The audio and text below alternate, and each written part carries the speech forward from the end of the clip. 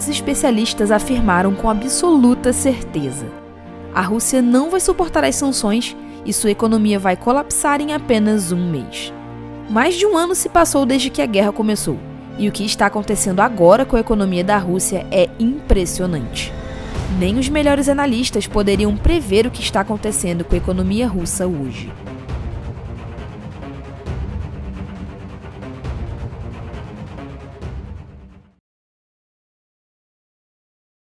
Era uma manhã gelada de inverno na Ucrânia, e seus habitantes estavam apreensivos com uma possível invasão russa em seu território.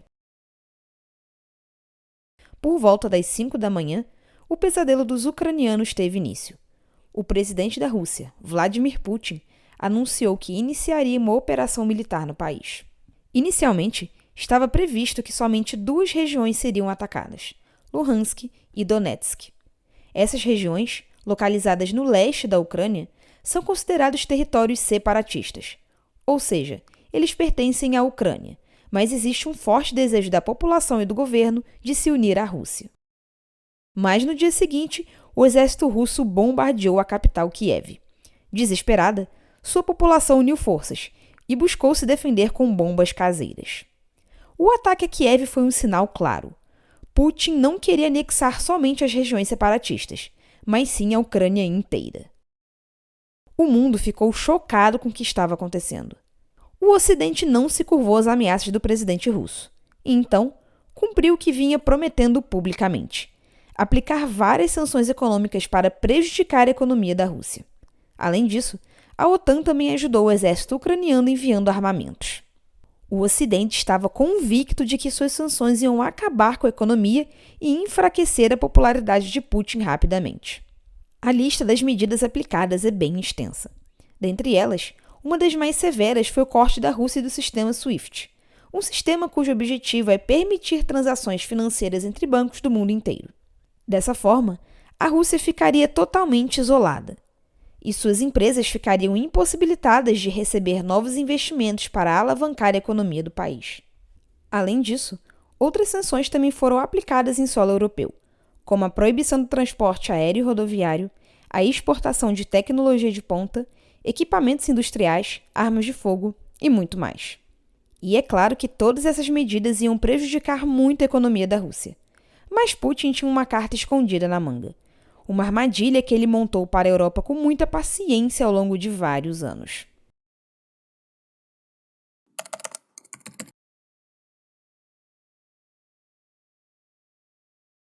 A guerra na Ucrânia não foi um movimento impensado, que foi decidido de uma hora para outra. Na verdade, muito pelo contrário. Putin se preparou durante muito tempo para essa guerra, e o que ele fez ao longo dos anos para deixar a Europa de joelhos foi realmente uma jogada de mestre. Vamos entender o raciocínio por trás da mente fria e calculista de Putin. Por vários anos, a Rússia foi o principal fornecedor de gás natural da Europa. Isso porque ofereceu essa commodity pelo melhor preço do mercado. E os preços oferecidos eram tão baixos que um dos pilares do crescimento da economia europeia foi a energia barata e limpa vinda da Rússia. Além disso, a população preza muito pelas questões ambientais, e isso se tornou uma pauta de extrema importância para os políticos, que, como vocês sabem, adoram falar o que a gente quer ouvir para serem reeleitos. Tudo isso foi a isca perfeita para a armadilha de Putin, e a Europa acabou mordendo. Não restou outra opção senão comprar o gás natural russo. E assim, a economia da Europa se tornou extremamente dependente da Rússia. A dependência da Europa pelo gás natural da Rússia se tornou uma arma poderosa para Putin. Como forma de retaliar as sanções econômicas impostas pelo Ocidente, ele simplesmente fechou as torneiras do Nord Stream 1, um gasoduto gigante de 1.200 quilômetros de comprimento que liga a Rússia à Alemanha. E assim, a Europa se viu sem sua principal fonte de energia. Foi um caos total. O preço do gás natural disparou e, como consequência, aumentou o custo de produção das indústrias europeias. Muitas delas, inclusive, chegaram a paralisar sua produção por causa da alta no preço da energia. As contas de luz para pessoas físicas também subiram muito, deixando a população espumando de raiva, que fez vários protestos na rua. Esse aumento no preço do gás natural, somado a outros problemas, gerou uma inflação sem precedentes na Europa. E a consequência disso é uma crise econômica gravíssima. Além do gás natural, a Rússia também era o maior fornecedor de uma commodity super importante para gerar energia, o petróleo. Entretanto, ao longo da guerra, os europeus substituíram o petróleo russo pelo norte-americano, diminuindo com sucesso sua dependência nesse setor. A paralisação das vendas de gás natural e petróleo para a Europa abriu portas para a Rússia conquistar novos clientes. Mas afinal, quem se tornou o principal comprador das commodities russas?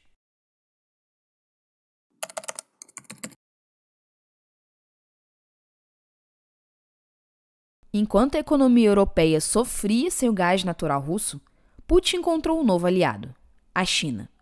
Mas o que está por trás dessa aproximação entre Xi Jinping e Putin? Não é novidade para ninguém que a China quer conquistar o mundo, e não mede esforços para alcançar seu objetivo.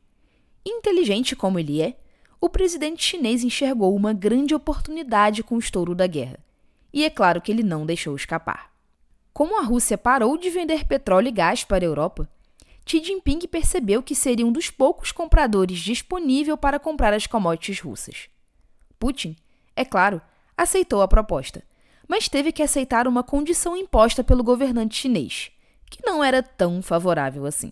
Já que Putin estava sem muitas opções para comprar seu petróleo e gás, teve que aceitar vender suas commodities para a China a preço de banana, ou seja, bem menor do que o praticado pelo mercado internacional. E é claro que isso vai ajudar a alavancar a poderosa economia chinesa. Os números são impressionantes. Desde o início da guerra na Ucrânia, a China aumentou em 50% suas importações de petróleo e gás da Rússia, totalizando 88 bilhões de dólares. E essa relação entre os dois países tende a se estreitar cada vez mais. Acontece que a rede de dutos que leva gás natural da Rússia à China ainda é muito limitada. E os dois presidentes já estão discutindo a construção de uma nova rede para aumentar ainda mais o fluxo de gás natural. Parece que Putin e Xi Jinping estão realmente virando grandes amigos. E segundo eles mesmos anunciaram, é uma parceria sem limites. Além da China, um outro país também se tornou um grande aliado e virou um comprador de peso do petróleo russo, a Índia. Essa parceria está sendo muito benéfica para ambos os lados. Desde o início da guerra, o valor das importações do petróleo russo aumentou em 498%. Os novos aliados ajudaram a Rússia a manter sua economia de pé e financiar parte de seus esforços militares na guerra da Ucrânia. Tudo parece maravilhoso, mas Putin está enfrentando um sério problema.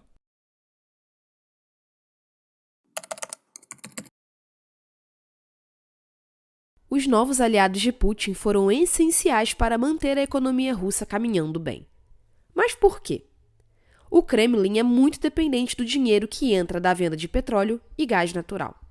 E com o aumento do preço dessas commodities no mercado internacional, a Rússia recebeu bastante dinheiro no ano passado, que foi capaz de manter sua economia relativamente saudável, além de pagar os gastos com a guerra. Mas isso está começando a mudar. Em 2023, a receita do Kremlin caiu 50% em comparação com o ano passado.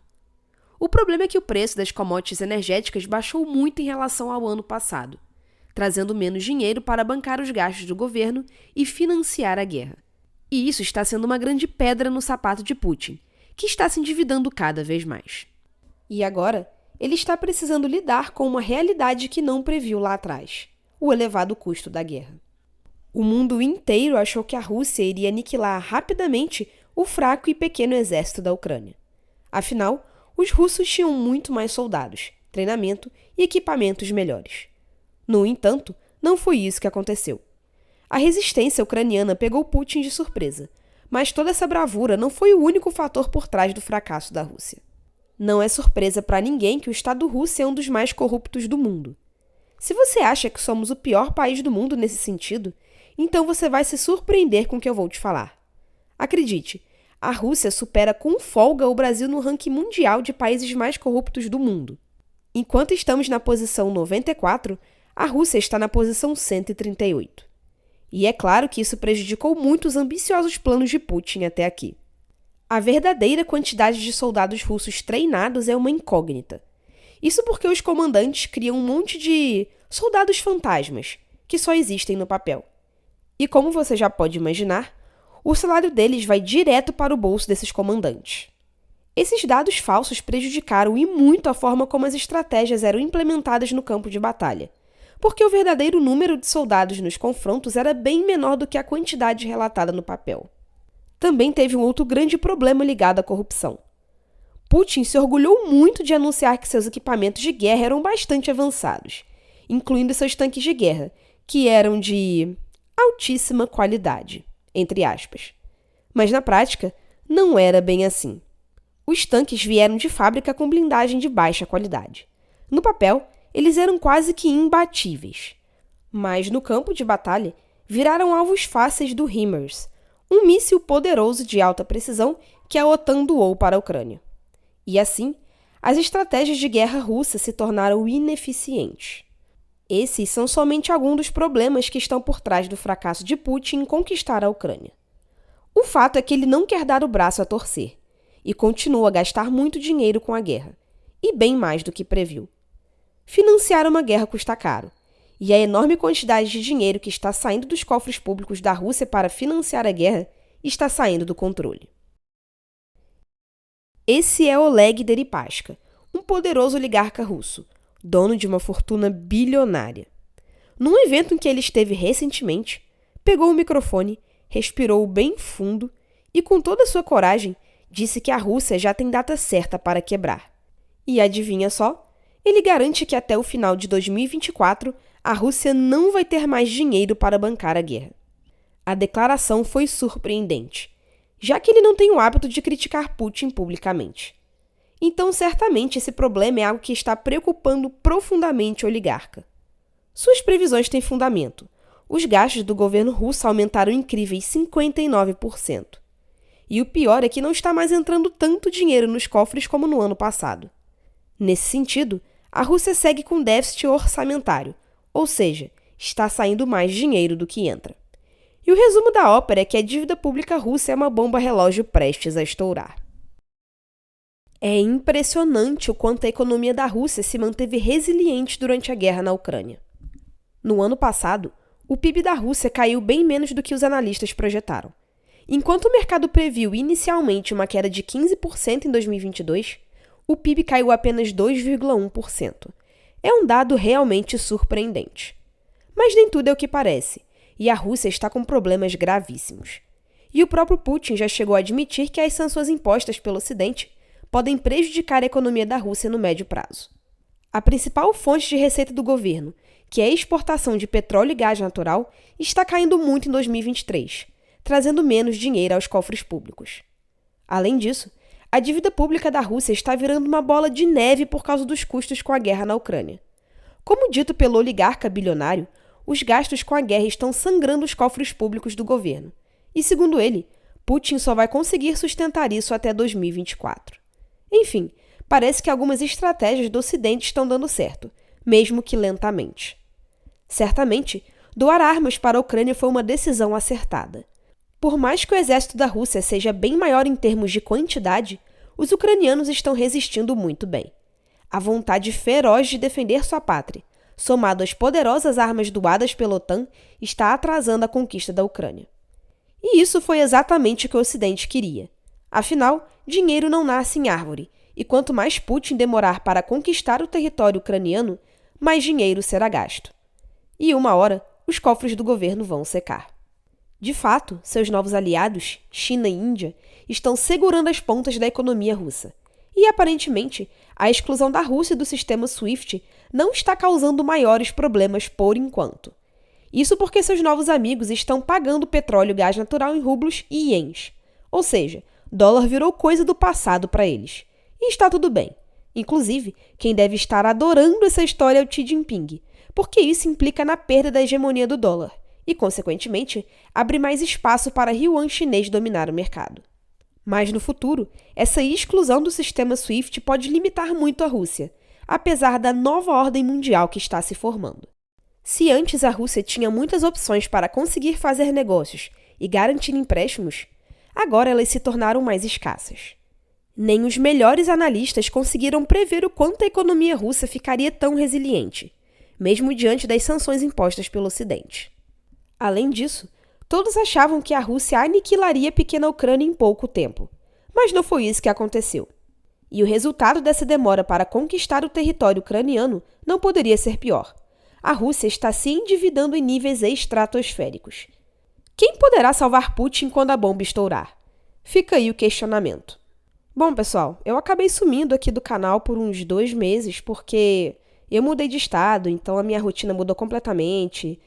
Tô com um trabalho novo, então eu acabei sumindo porque eu tô me adaptando à nova rotina, tô me adaptando à nova cidade, muita coisa na minha vida mudou. Mas agora eu tô voltando de novo com os conteúdos no YouTube, beleza? Então é isso aí, pessoal. Até a próxima e muito obrigada!